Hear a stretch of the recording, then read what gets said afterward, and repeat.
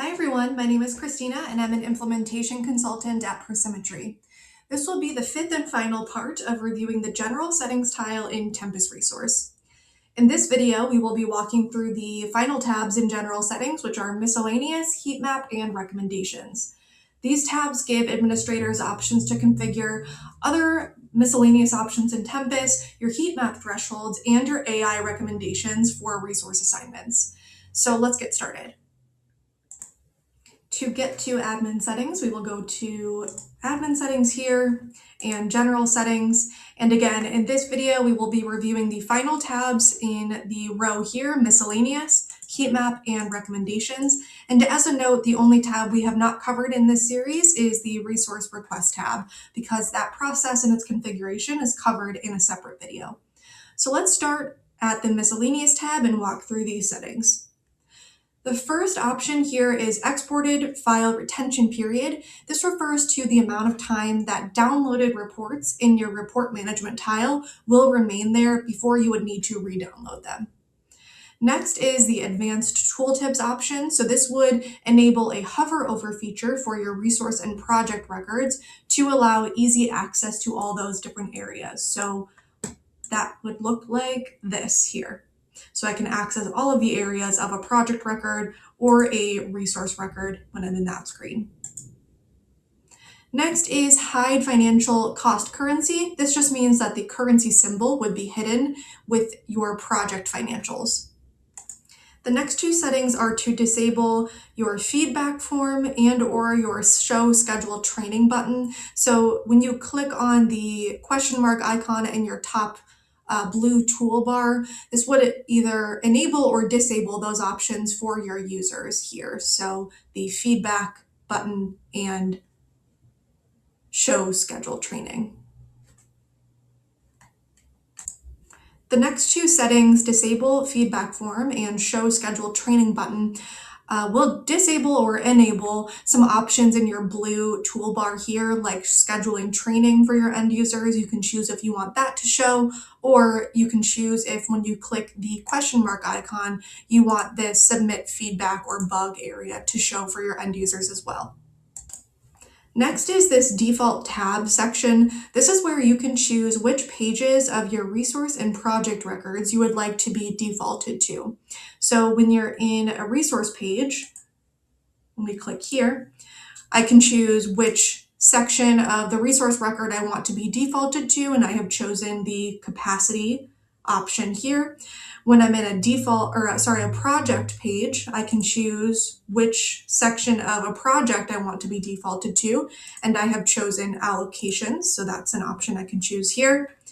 I can also choose when I'm in my project management tile, which tab or view I want to be defaulted to. So when I'm in the project management tile, I have chosen to be defaulted to the grid tab.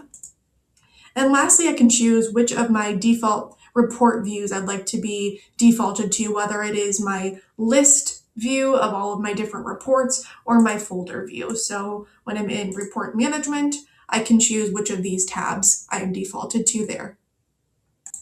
Next are my subscriptions settings. So I can first choose my allowed notification types, where I can choose which types of notifications will I allow in my system, whether that is in-app notifications, Teams notifications, Slack notifications, or email notifications, which are specifically for timesheet email notifications. Next, I can define how long those notifications will be kept for in amount of days.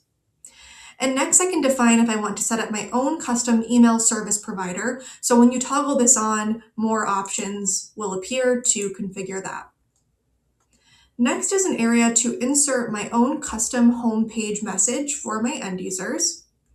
And then I have some login page alias options if you'd like to change what displays underneath the login button, and a custom URL it should link to. So this could be used for your organization's privacy policy or something similar.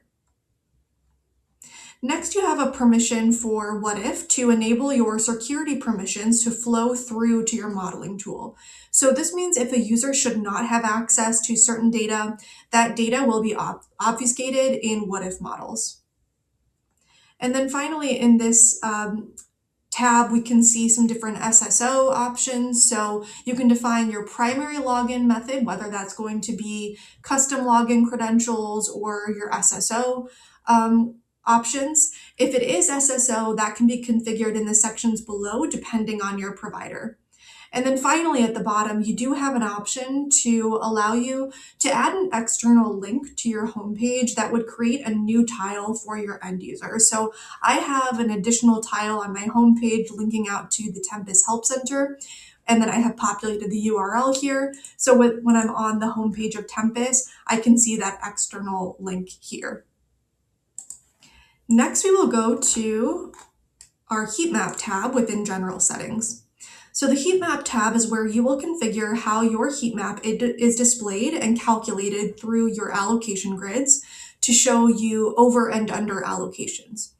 The heat map displays colors based on different allocation percentages. So allocation percentage, or commonly called utilization as well, is the calculation between allocations divided by capacity. So first you have to determine if the heat map should calculate utilization, or that allocation percentage, using net capacity or base capacity. You would use net capacity if you were using some kind of calendar or admin time to offset your users' or resources' base capacity values.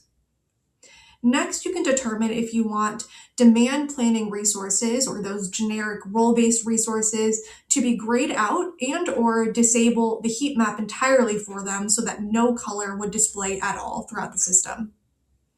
And then finally, you will configure your heat map thresholds. So the default values can be seen here, meaning anything 0 to 60% utilized or allocated would display as green.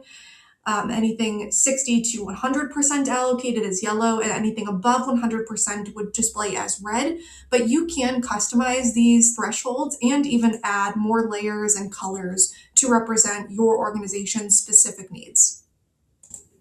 The final tab in this tile is Recommendations.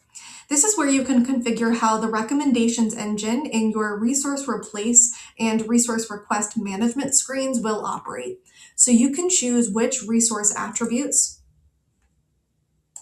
The final tab we will walk through is the Recommendations tab in our General Settings tile. This tab is where you can configure how the recommendations engine in your resource replace and resource request management screens will operate. So you can choose which resource attributes the tool should consider when recommending appropriate resources to either replace someone else or fill a resource request. And you can choose up to 10 attributes for matching.